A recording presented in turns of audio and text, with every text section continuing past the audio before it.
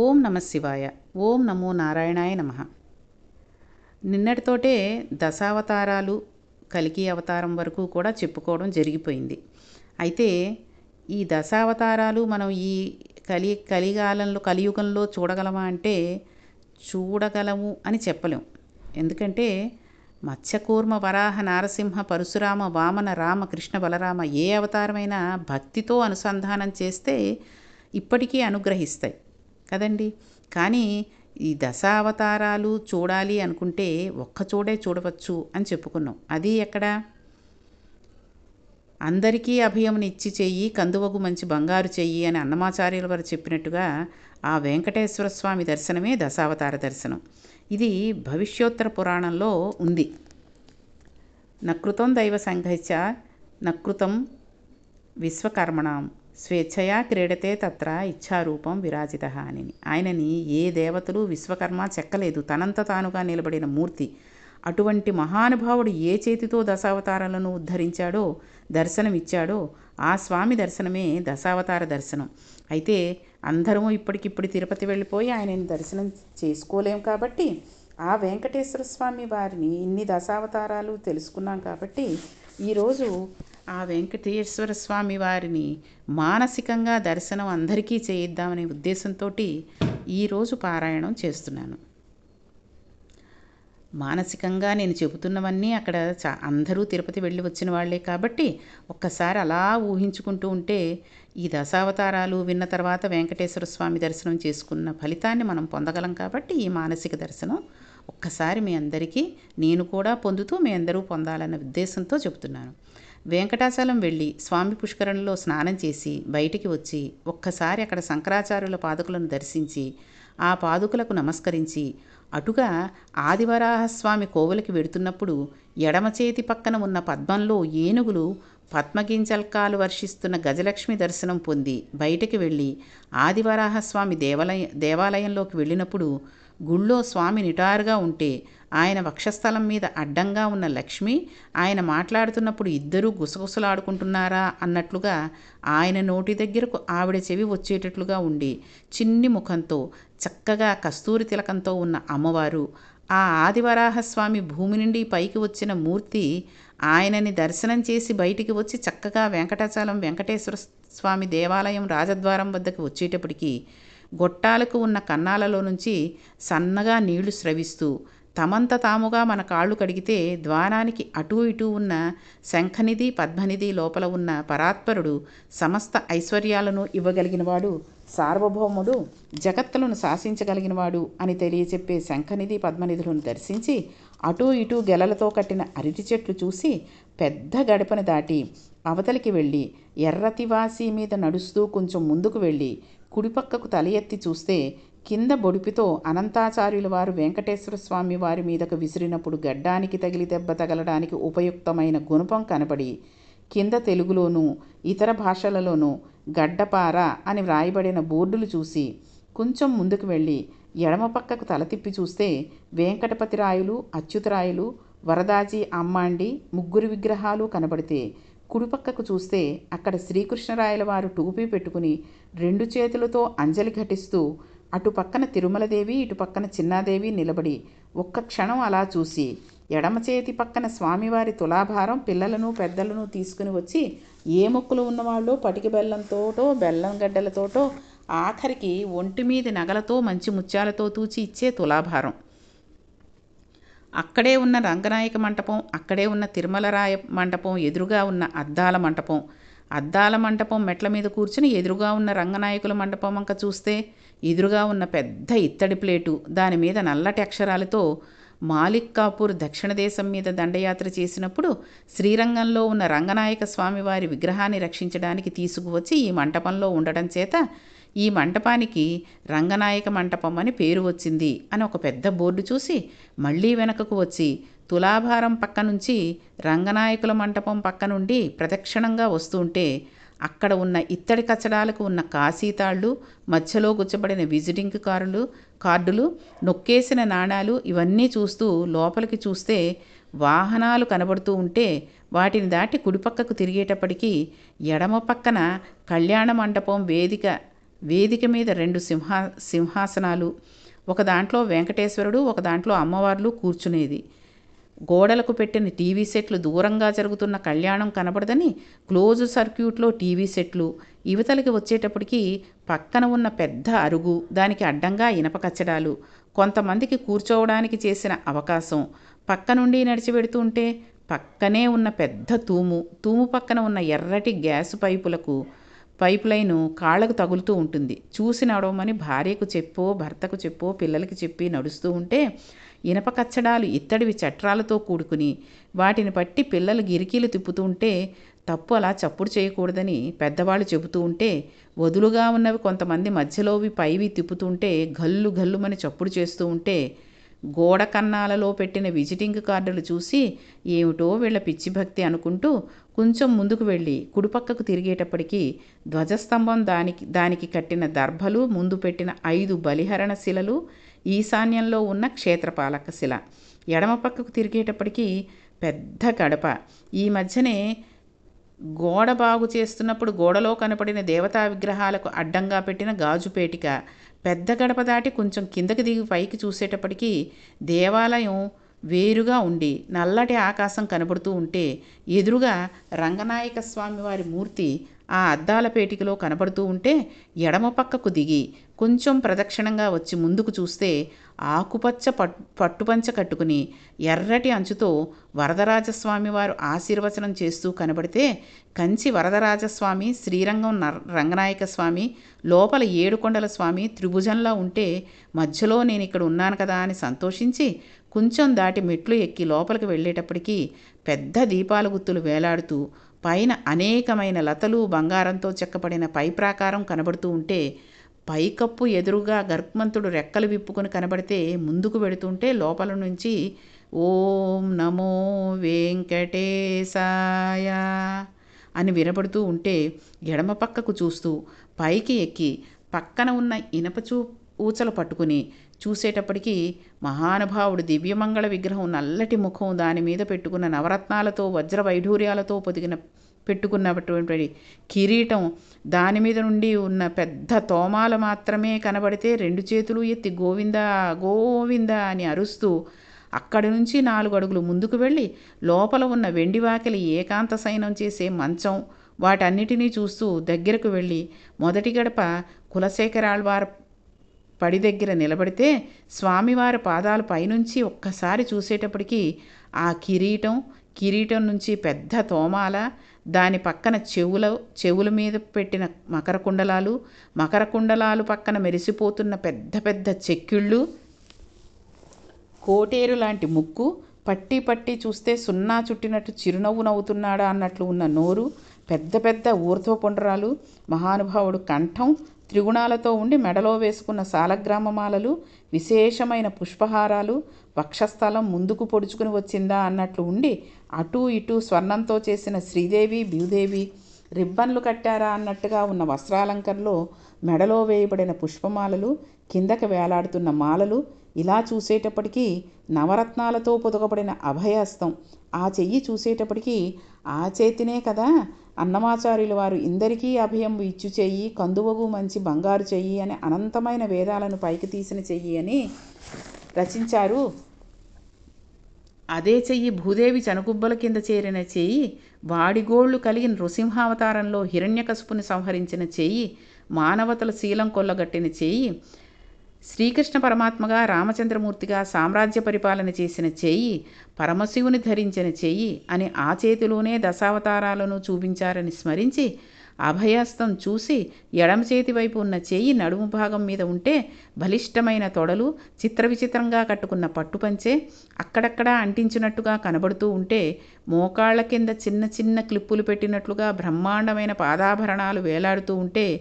ఇంకా కిందకు వచ్చేటప్పటికి పాదాలకు పెట్టుకున్న అందెలు, పాదాల మీద పెట్టిన వెండి తొడుగులు, ఆ తొడుగులు తీసేసి స్వామి పాదాలు ముట్టుకుని తులసి వేసి అక్కడికి వెళ్ళి, అంటే మనం ఆయన పాదాలు ముట్టుకుని మనం తులసిమాలలు వేసేసామా, వేయగలమా అండి అంటారేమో. మనం మానసిక దర్శనమే కదండి, అలాగే దర్శించుకుంటే మామూలుగా దర్శించుకున్నట్టుగా చేసుకోవడం ఎందుకు? మన దగ్గరికి వెళ్ళి స్వామి పాదాలను చూసి ఆయన పాదాలను ముట్టుకునే ఆ పాత తులసి మాలలు తీసేసి కొత్తవి వేసినట్టుగా ఊహించుకున్నందువల్ల ఇంకా ఎంతో ఆనందంగా ఉంటుంది కదా. అందుకనే అలా చెప్పడం. వెండి తొడుగులు, ఆ తొడుగులు తీసేసి స్వామి పాదాలు ముట్టుకుని తులసి వేసి అక్కడికి వెళ్ళి కూర్చుంటే, స్వామి కుర్చీలో కూర్చుని 2 పాదాలు పైకెత్తి మన తల మీద పెడితే వాటిని తగుల్చుకుని పరమ సంతోషాన్ని పొంది, స్వామిని సంతోషంతో ఆపాదమస్తకం కింద నుంచి పైకి, పైనుంచి కిందకి చూసి స్వామి మనకి ప్రసాదమిస్తే పుచ్చుకుని ఎంతో సంతోషంగా వెనకకి తిరిగి, అదే పనిగా చూస్తూ నడుచుకుంటూ పైకి వచ్చి కుడి చేతి పక్కకు తిరగగానే అసలు ఆయన కనబడినంత మేర మనం వెనక్కి తిరగకుండా అలాగ ఆయన చూసుకుంటూనే వెనక్కి అడుగులు వేస్తాం. ఆయనకు మళ్ళీ ఎప్పటికి వస్తామో తెలియదు కదండి. అందుకని అంత సంతోషంగా ఆయనని చూసేసరికి అసలు చెప్పాలంటే ఈ రోజుల్లో అంతసేపు చూడనిస్తున్నారు అన్నది అబద్ధమే. ఎందుకంటే వెళ్ళిన దగ్గర నుంచి పదండి పదండి పదండి అని వాళ్ళు లాగేస్తూ ఉంటారు. వాళ్ళ మాట వినాలో ఈ స్వామిని చూడాలో ఎటూ తెలియని అయోమయంలో అమాయకత్వంలో ఉండిపోతున్నారు జనాలు. కాబట్టి మనం ఆయన ఇచ్చిన ప్రసాదాన్ని పుచ్చుకొని ఎంతో సంతోషంగా వెనకకి తిరిగి అదే పనిగా చూస్తూ నడుచుకుంటూ పైకి వచ్చి కుడి చేతి పక్కకు తిరగగానే పక్కన ఉన్న ఘంటా మండపంలో గంటలు చూసి కొంచెం ముందుకు వెళ్ళి బయటికి వచ్చి కుడి పక్కకు తల ఎత్తితే ఉత్తర ద్వారం అని బోర్డు ఉండి పెద్ద ఆదిశేషుడి మీద పడుకున్న శ్రీ మహావిష్ణువు నాభికమలంలో నుండి పైకి వచ్చిన బ్రహ్మగారి మూర్తిని చూసి వైకుంఠ ఏకాదశి నాడు ఉత్తర ద్వారంలో నుండి భక్తులు ఇటే వెళ్ళి బయటకు వస్తారని సంతోషించి కొంచెం ముందుకు వెళ్ళి అక్కడ ఉన్న భూదేవి తీర్థం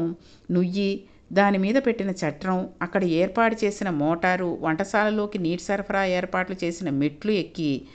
ఎడమ పక్కకు లోపకు వెళ్ళి చూస్తే లోపల ఉన్న కన్నంలో నుండి వంటశాలలోకి చూస్తున్న వెంకటేశ్వర స్వామి వారి తల్లిగారైనటువంటి వకుళామాత సూది ముక్కుతో కూర్చుని పచ్చటి పట్టుచీర కట్టుకుని ఉంటే, అమ్మా మేము ఫలానా ఊరు నుంచి ఫలానా వాళ్ళు వచ్చారని చెప్పుమ్మా అని చెప్తే, ఆవిడ ఇవాళ చెప్పడమేమిటిరా, నిన్న రాత్రే చెప్పాను మా అబ్బాయి వెంకటేశ్వర స్వామికి అని అన్నట్టు ఆవిడ అప్పం ఇస్తే తీసుకుని ఆ అప్పం చేత్తో పెట్టుకుని నోట్లో వేసుకుని ఇవతలకి వస్తే బొమ్మల గూడులా ఉన్న బోలెడు మంది స్వాములు నోటికి చెయ్యి అడ్డంగా పెట్టుకున్న ఆజ్ఞాపాలక హనుమని చూసి అక్కడ ఉన్న అర్చకులు పెద్ద ఉద్ధరణితో చేతిలో తీర్థం పోస్తే లోపలికి తీసుకుని చేతి దగ్గర ఉన్న రుమాలుతో తుడుచుకుని నమస్కారం చేసుకుని తలంతా పట్టేసేంత పెద్ద సటారీ తల మీద పెడితే అక్కడ నుంచి మెట్లు దిగి మళ్ళీ ఒక్కసారి భూదేవి బావి దగ్గరికి వచ్చి తల ఎత్తి చూస్తే సింహవాహనం దాని వెనకాల ఉన్న వెంకటేశ్వర స్వామి వీరాసనంలో తొడ మీద కాలు వేసుకున్నవాడు సింహం మీద కూర్చున్నట్లుగా కనబడితే కొంచెం ముందుకు వెళ్ళి కుడిపక్కకు వెళ్ళి ఎడమ పక్కకు చూస్తే వస్త్రాలంకార సేవలో ఉన్న ఆర్జిత సేవా యజమానులకు పట్టు వస్త్రాలు ఇచ్చే సౌకర్యంతో కూడుకున్న ఏర్పాటు చూసి కుడిపక్కకు తిరిగితే ఎదురుగా గోడ మీద వెంకటేశ్వర స్వామి వృత్తాంతంలో గుర్రం దిగి చోళరాజు పరిజనాన్ని పలకరిస్తున్న ఆ వెంకటేశ్వర స్వామి వారిని చూసి ఒక్కసారి ఆనంద నిలయం వంక వంగి చూస్తే ఎడమ పక్కకి వెనకాతల చూస్తే తూము దగ్గర ఇచ్చట కర్పూరం వెలిగించరాదు, కొబ్బరికాయలు కొట్టరాదు అని ఉన్న బోర్డు చదివి ఎడమ పక్కకి చూస్తే అరుగుల మీద ఉన్న గ్లాస్ కోపంచలు కట్టుకుని కూర్చుని లెక్క పెడుతున్న నాణేలు, నోట్లు, విదేశీ కరెన్సీ, వెండి, బంగారం చూసి అబ్బో ఏమి స్వామి ఏమి వైభవం అనుకుని ముందుకు వెళ్ళి ఇటు పక్కకు తిరిగి కుడి చేతి పక్కకు చూస్తే దొంగల మీద స్వామివారికి చందనం అరగతీస్తున్న పరిజనం, అక్కడికి వెళ్ళి మెట్ల మీద నుంచుని బాణం గుర్తు వేసి ఉన్న విమాన వెంకటేశ్వర స్వామి వారిని చూస్తే లోపల ఎలా ఉన్నాడో అలాగే కనబడి ఆయనకి ఎడమ చేతి పక్కన తోక తల వరకు తగిలేటట్టుగా ఉన్న హనుమ, ఆయనకి కుడి పక్కన చేతులు ఎత్తి ఆడుకుంటున్న చిన్ని కృష్ణుడు, ఆ పక్కన రెక్కలు విప్పిన గరుత్మంతుడిని చూసి మెట్లు దిగి ముందుకు వెళ్ళి మెట్లు ఎక్కి ఎడమ పక్కకు వస్తే ఒంటి నుండా ఊర్ధ్వపుండ్రాలు పెట్టుకున్న భగవత్ రామానుజాచార్యుల వారికి నమస్కారం చేసి ముందుకు వెళ్ళి యోగ నరసింహస్వామి ముందుకు ఇలా చేతులు పెట్టుకుని గోడుగా చేతిలో వేళ్ళు కనబడుతూ పట్టుబట్ట కట్టుకుని కూర్చుంటే ఆరగించి కూర్చున్నాడు అల్లవాడే అని అన్నమయ్య ఈయన మీదనే కీర్తన చేశాడని యోగ నరసింహస్వామికి నమస్కారం చేసి ప్రదక్షిణం చేసి మెట్లు దిగుతూ కుడిపక్కకు చూస్తే రాతి పళ్ళం కనబడితే ఇక్కడ కర్పూరం అరకదీస్తారు, ఇక్కడ కూర్చుండరాదు అని బోర్డు చదివి తెలియక ఇక్కడ కూడా కూర్చుంటారలా ఉంది అనుకుంటూ ఉంటే కొంతమంది ఓంకారం రాసేస్తూ శ్రీకారం రాసేస్తూ కళ్ళకొద్దుకునే అమాయక భక్తులను చూసి మెట్లు దిగి కొంచెం ముందుకు వెళ్ళి హుండీ దగ్గరకు వెళ్ళి హుండీలో 1000 రూపాయల కట్టలు 10,000 రూపాయల కట్టలు వేసేసి మానసికంగానే కదండి కొంచెం ఎక్కువే వేద్దాం స్వామివారికి, ఇంకా ముందుకు వెడితే గోడ మీద నిలబడి ధనం కురిపిస్తున్న లక్ష్మీదేవి 2 పాదాలు కనిపిస్తూ ఉంటాయి. అందినంత మటికి కాళ్ళు పైకి లేపేసి పాదాలు ఎత్తేసి 2 పాదాలు చేతులు, ఆవిడ 2 పాదాలు చేతులెత్తి పడుకుంటే ఆహా నాకు అందాయని గర్వంగా చుట్టూ ఉన్న వాళ్ళని చూసుకుని నా అదృష్టం అనుకుని, ఎవరికీ అందకపోతే లక్ష్మీదేవి పాదాలు పట్టుకుని చల్లబడ్డ చేతులు కళ్ళకు అంటించుకుని పొంగిపోయి వెనకకు వచ్చి రంగనాయక స్వామి వారి ఉన్న దగ్గరికి వెళ్ళి ఆయనని చక్కగా, మగవాళ్ళైతే నేల మీద పడి సాష్టాంగ నమస్కారం చేసుకుని, ఆడవాళ్ళు మామూలుగా నమస్కారం చేసి లేచి చక్కగా మళ్ళీ మొహం అది తుడుచుకుని, అక్కడంతా నీటితోటి ఉంటుంది కదండి, ఆ నీటితోటి చక్కగా కర్చీఫ్ తోటి మొహం అది తుడుచుకుని 4 అడుగులు మళ్ళీ పైకి ఎక్కి ఎడమ పక్కకు వస్తే ఉచిత ప్రసాదం కౌంటర్లు చూసి భార్యని లడ్డూ కౌంటర్ దగ్గర, భర్త చక్కెర పొంగల దగ్గర, ఈ పిల్లలు ఉంటే పిల్లల్ని ఇంకో కౌంటర్ దగ్గర 3 కౌంటర్లు ఉంటాయండి అక్కడ, వెళ్ళి నుంచుని ఆ వచ్చిన ప్రసాదం కలుపుకొని ఇద్దరూ సగం సగం తీసుకుని తింటూ ఉంటే పిల్లలు ఉన్నవాళ్ళు వాళ్ళకి కొంచెం కొంచెం పెట్టి, వాళ్ళకి ఏది ఇష్టమో అది పెట్టి, అబ్బా పులిహార మనకి ఈసారి వచ్చింది, ఎంత మంచి వాసన వస్తుందో అంటూ ఉంటే, అష్టదళ పాద పద్మారాధన చేసినప్పుడు మనకు ఇస్తారు ప్రసాదాలు అని ఇంట్లో సభ్యులు చెబుతూ ఉంటే ఇవన్నీ తినేసి బుట్ట, ఈ తిన్న బుట్టలన్నీ చెత్తకుండిలో పారవేసి ఇంకొంచెం ముందుకు వెళ్ళి అక్కడ ఇత్తడి పంపు నొక్కి వచ్చిన తియ్యటి చల్లటి నీళ్లు 4 గుడకలు తాగి చేతులు కడుక్కుని, చేతులు తుడిచేసుకుని, నీటి గొట్టాలతో కడుగుతూ ఉంటే జిడ్డుగా ఉంటే గట్టిగా పట్టుకోమని ఒకళ్ళ చెయ్యి ఒకళ్ళు పట్టుకుని కుటుంబ సభ్యులందరూ 4 అడుగులు వేస్తే స్వామివారి ఊరేగింపులో ముందు పట్టుకెళ్లిన కాగడాలు ఆరిపోయినవి పొగల వస్తూ అక్కడ ఉంటే దాటి కిందకి దిగి ఎర్రతివాచి మీద నడుస్తూ మళ్ళీ ఎడమ పక్క గుణపం చూసి బయటికి వచ్చి స్వర్ణరథం పూర్వం పెట్టిన ప్రదేశం దగ్గర నిలబడి స్వామివారి దేవాలయ ప్రకారం ఒక చూస్తుంటే ఈ లోపల పిల్లలు ప్రసాదం కౌంటర్ దగ్గరికి వెళ్ళి లడ్డూలు పట్టుకుని వస్తే అందరం తలో కాస్త నోట్లో వేసుకుని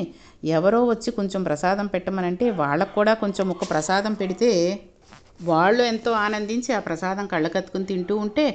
అలా ఉన్నప్పుడు ఇంకా బయలుదేరదామా అని ఇంట్లో వాళ్ళు పిల్లలు అడిగితే మనం బహిర్ముఖులు అవ్వడం జరుగుతుంది. కలియుగంలో దశావతార దర్శనం ఎక్కడ అంటే ఇందరికీ అభయం ఇచ్చు చేయి కందువగు మంచి బంగారు చేయి అని కొన్ని రోజులు గంటలు తిరుమల క్యూలో షెడ్లలో నిలబడి చేసుకోవలసిన వెంకటేశ్వర స్వామి దర్శనాన్ని దశావతారాలు ఉపన్యాసాలు పూర్తి చేసిన ఘట్టంలో ఒకసారి మానసిక దర్శనం చేయించే ప్రయత్నం కింద ఇది చెప్పడం జరిగింది. కాబట్టి మనం ఈ దశావతారాలు చదువుకుని విన్న తర్వాత ఒక్కసారి వెంకటేశ్వర స్వామి వారి దర్శనం కూడా చేసుకున్నాం కాబట్టి మనకి సంపూర్ణంగా దశావతారాలు చూసినట్టే మానసికంగా అయిపోయింది. కాబట్టి మళ్ళీ తిరుపతి వెళ్ళినప్పుడు ఇప్పుడు చెప్పినవన్నీ కూడా మీరు జాగ్రత్తగా పరిశీలిస్తూ కనుక దర్శనం చేసుకున్నారనుకోండి, అవన్నీ ఉన్నాయా లేదా అని ఒక కాగితం మీద రాసుకుని మనం చేసుకుంటే చక్కగా అన్నీ చూసిన వాళ్ళం అవుతాం. ఇన్నిసార్లు తిరుపతి వెళ్ళాం కానీ ఆ గుణపం ఎక్కడుందో తెలియలేదండి, ఇది ఎక్కడుందో తెలియలేదండి అనేవాళ్ళు చాలామంది ఉన్నారు. అసలు తీర్థస్నానం చెయ్యని వాళ్ళు బోల్డు మంది ఉన్నారు. కాబట్టి తీర్థయాత్ర అంటే తీర్థస్నానం చేయడమే, అక్కడ ఉన్న పుష్కరిణిలో స్నానం చేయడమే తీర్థయాత్ర అంటే. కాబట్టి ఈ రోజుతోటి దశావతారాలు మానసికంగా మనం వెంకటేశ్వర స్వామి దర్శనం చేసుకోవడం కూడా అయిపోయింది. కాబట్టి మీ అందరికీ తెలిసిన విషయాలే, మీ అందరికీ తెలిసిన దశావతారాల విశిష్టత అయినప్పటికీ నాకు ఇంకా కాస్త తెలిసేమో మీ అందరికీ చెబుదాము అనే ప్రయత్నంగా ఈ దశావతారాల గురించి చెప్పడం, తర్వాత మానసికంగా వెంకటేశ్వర స్వామి వారి దర్శనాన్ని మీ అందరికీ చేయించడం కూడా జరిగింది. కాబట్టి ఈ చెప్పడంలో ఎటువంటి తప్పులైనా చెప్పితే మన్నించవలసిందిగా ప్రార్థిస్తూ, ఆ బాబాగారి దయవలన మీ అందరికీ మళ్ళీ ఇంకొక మంచి పురాణ కథలు కానీ ఇంకే విషయాలైనా చెప్పడానికి ఆ స్వామి బాబావారు అనుగ్రహిస్తే మీ అందరికీ చెప్పాలని ఆశిస్తూ ఈ రోజుతోటి ఈ పౌరాణికం అయిపోయింది. కాబట్టి అందరికీ నమస్కారం. ఓం నమః శివాయ. ఓం నమో నారాయణాయ నమః.